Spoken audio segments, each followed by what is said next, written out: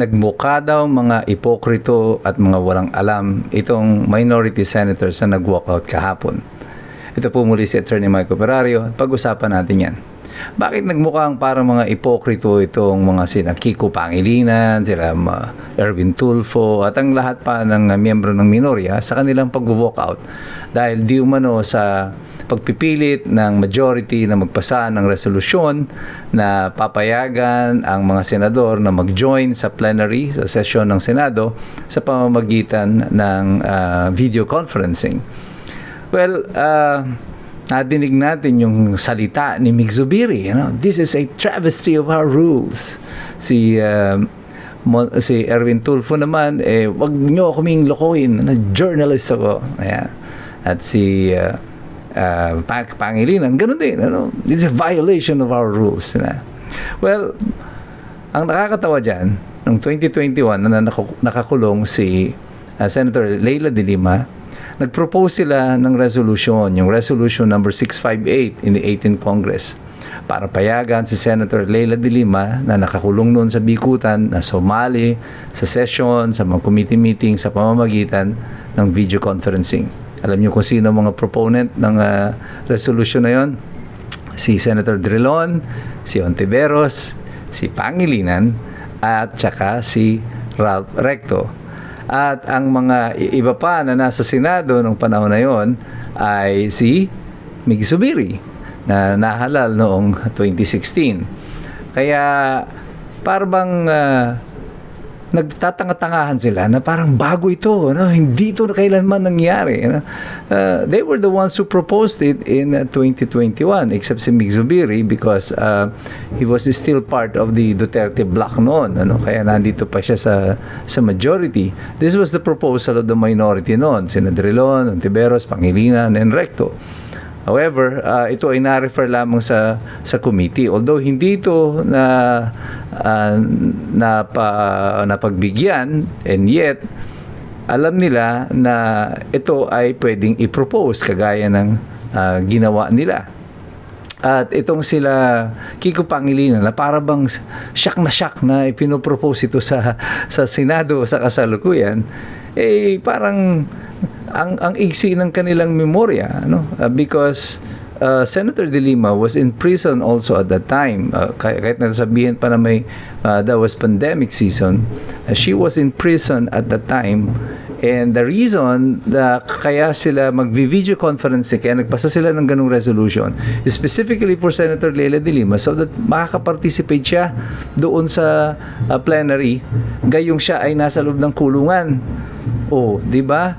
Pareho-pareho ito na sinasabi ni Senator Tulfo na kaya daw ipinapasa ito para daw makaboto yung mga posibleng mga maikulong. Hindi pa nga kinukulong, nauuna na siya, So, ganun din po ang sitwasyon kay Senator De Lima noon. Yan din ang proposal. Bakit noon? Wala kayong mga kibo at kayo pa nga nag-propose yan. Ngayon, kala nyo parang for the first time nadinig nyo yung ganitong klase ng proposal. Dito, kitang-kita nyo yung kaipokritohan ng sistema. At sinasabi nitong si Senator Tulfo, magpakatotoo tayo, ganito lang nikayan, dahil may balita na makukulong yung dalawang senador, parang gusto niya, real talk, ito yan, para dun sa mga makukulong yan. Ito na lang real talk sa'yo, Mr. Tulfo. Ikaw, hindi ka naman dapat nakaupo dyan. There has been several challenges to your qualification as a senator, more specifically on your citizenship, na hindi naman napag-usapan o na-dispose of on the merits nitong COMELEC if you're really a citizen of the Philippines qualified for this position.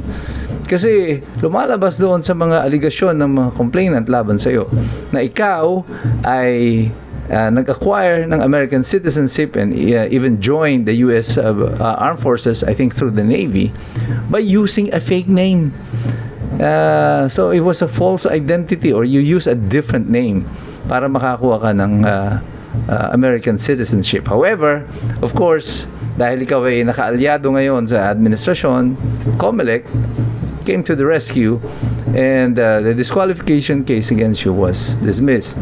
And yet, ito, buhay pa rin ang usapin na yan. Ikaw nga ba ay totoong Filipino citizen? Dapat nga ikaw ang habuli ng Amerika for falsifying yung records nila. Real talk lang naman yan, Mr. Tulfo. Another real talk is the flood control. Ano? Kung bubuksan itong flood control, masaya ka ba?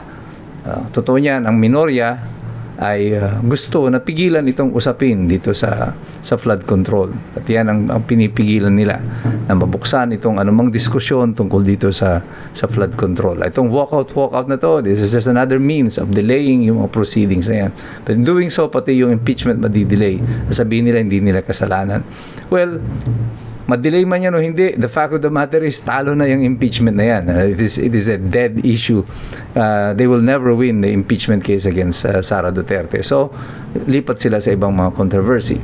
So, all of this naman nangyayari sa Senado, this is all but a charade and a demonstration kung gaano ka-ipokrito itong liderato ng minorya sa kasalukuyan.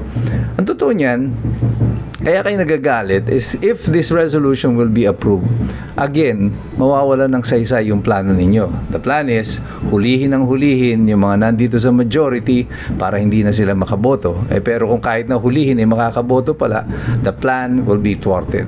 So that is as simple as that.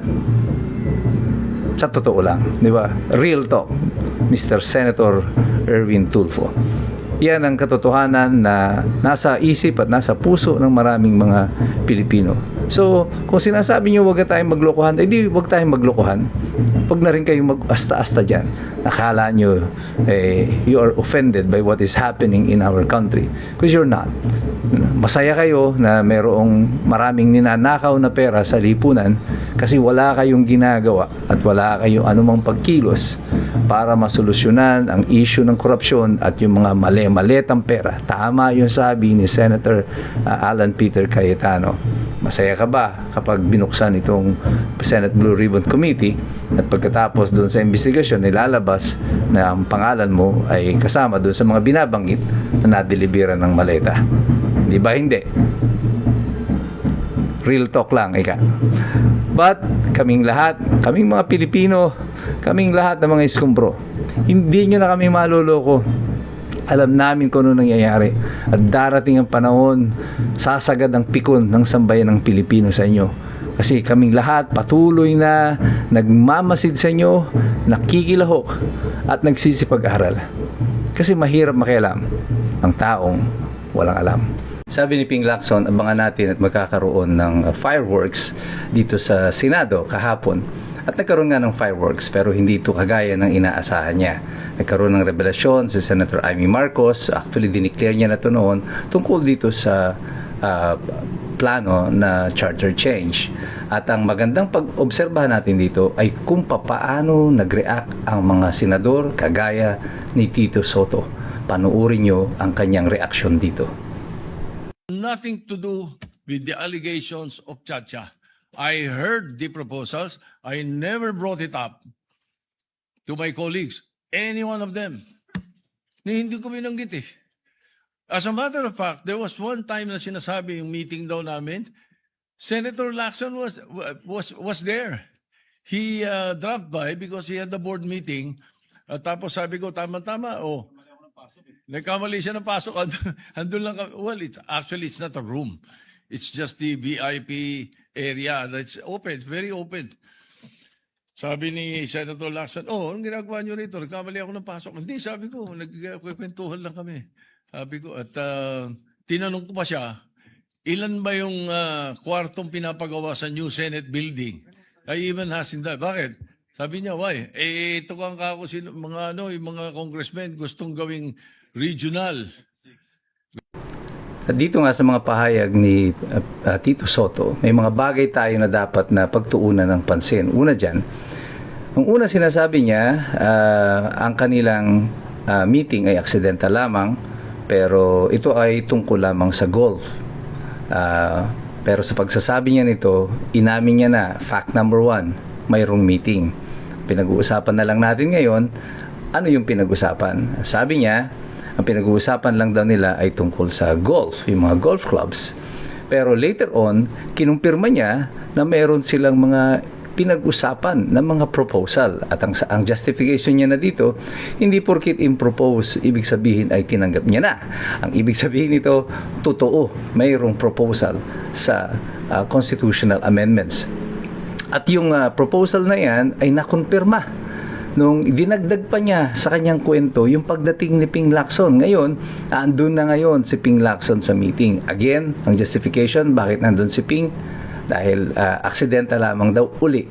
Puro aksidente lang nangyayari. At dahil galing daw sa isang board meeting, mamaya pag-usapan natin yan tungkol dito kay Ping Lacson.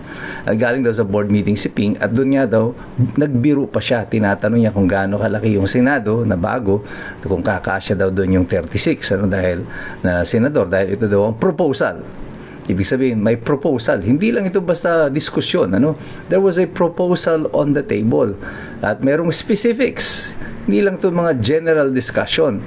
There were specifics about the amendments na i-introduce dito sa Constitution. So ngayon, sa kada daldal ni Tito Soto, hindi niya napapansin, paparating na siya ng paparating sa katotohanan. Yung kanyang kasinungalingan, palapit na ng palapit sa katotohanan, gaya ng kwento noon ni Escombro. Now that we have already established that this is true, that there was a meeting, there was a discussion on the constitutional amendments, na sinasabi lang ni Tito Soto ay hindi daw siya payag sa Chacha. Well, nadinig na natin to, may mga interview siya, kamakailan lamang sinasabi niya, payag na siya sa charter change. Dahil nga daw sa maraming mga nagaganap sa ating bansa. So nakikita natin dito yung kaipokrituhan ng kanilang mga pinagsasabi at mga kasinungalingan. Pero dahil dito sa kadaldalan ni Tito Soto, pati yung kanyang kasamahan, ay kanya nang inilalaglag. Binanggit niya, dumating doon si Ping Lacson. Kinumpirma niya na doon si Ping Lacson. At mayroong diskusyon sila tungkol sa constitutional amendments, yung introduction ng amendments tungkol sa bilang ng mga senador. Kanya nga lang, pabiro nga lang daw. Yan. Kasi nga naman komedyante siya, kaya nagbibiroan lamang sila. Hindi daw seryoso ito. Well, nasa sa atin na ngayon to kung maniniwala ba tayo sa kanya bilang isang komedyante o bilang isang senador. Pero merong isang binanggit doon na noteworthy. Sinabi niya, nakita niya si Ping Lacson doon dahil daw si Ping Lacson ay galing sa board meeting. Well, as a general rule, ang mga senador ay dapat na mag-disclose ng kanilang mga business interest or mag-divest kung ito may conflict of interest. Hindi natin alam saang board meeting galing itong si Ping Lacson. Sabihin naman niya, wala namang conflict of interest dito. Well, noong 2022 up to 2023, meron nga ang pagpuna dito sa kay Ping Lacson kasi nung sa 2025 hindi niya dinivulge na siya ay naging director, an independent director of a prime infra ni Enrique Razon, na kung saan itong kumpanya nito ay nakakakuha ng malalaking mga kontrata pagkatapos sumali ni Ping Lacson dito sa board ng Prime Infra. At hindi niya yan isinulat sa kanyang SALN. But in the same period of 2022 up to 2025, pagkatapos ng halalan noon sa presidential election kung saan siya natalo, nag-increase ang kanyang net worth, yung kanyang kayamanan from 58.7 million to 244.9 million. Times 4, yung biglang taas ng kanyang yaman, nadagdagan ng 200 milyon halos yung kanyang yaman. Saan ito galing? Sabi niya sa mga investment niya sa lupa. Well, bakit walang nagtatanong kay Ping Lacson ngayon? Bakit nga si Sara Duterte na mula 20 years yung kanilang hinahanap sa kanyang salin? Ito 3 taon lang, 200 milyon. Napakahusay naman talagang kapitalista nitong si Ping Lacson para kumita ka ng ganyan kalaki. Well, usually nga, yung nasa SALN, yung mga iba dyan, hindi naman dinideklara. Baka nga mas mataas pa dito. But the fact of the matter is, ito ang punto ng pagdududa ng maraming tao ngayon. Yan bang board meeting na yan ay involve a company that he has disclosed in his SALN now? Wala bang conflict of interest yan with the government? So, parang in a way, itong si Tito Soto ay nag-create pa ngayon ng mas maraming tanong tungkol sa kanyang disclosure kay Ping Lacson. But in so many yung mga usap-usapin na ito sa charter change, simula pa noon doon sa People's Initiative, yung PI, natatandaan nyo pa ito noong 2023, puro mga kasinungalingan din ang sinasabi nila noon. Walang charter change, hindi kami yan, ano, at yan ay inisyatibo ng mga tao, and then eventually it turned out that everything was orchestrated through the office of the speaker. But ang isda ay nahuhuli sa bibig na rin, ano, ng mga nagsisinungaling. At dito sa punto na ito, si Tito Soto ay huling-huli sa kanyang bibig yung kasinungalingan na sinasabi niya. Ang sinasabi niya lang, totoong may nangyaring ganito, pero hindi totoo na ito ang aming pinag-usapan. Pero eventually sinabi niya rin, actually pinag-usapan namin yan, pero joke lang. Masisisi ba natin siya? Bago siya naging senador, isa siyang komedyante. Nasa sa inyo na yan, kung maniniwala pa kayo sa kanya o hindi. Ang mahalaga, tayong lahat, tayo ay nag-iisip, tayo ay nakikilahok, at tayo ay nagsisipag-aral kasi mahirap pakialam ang taong walang alam. So God bless you, God bless us all. Mabuhay ang Republika ng Pilipinas.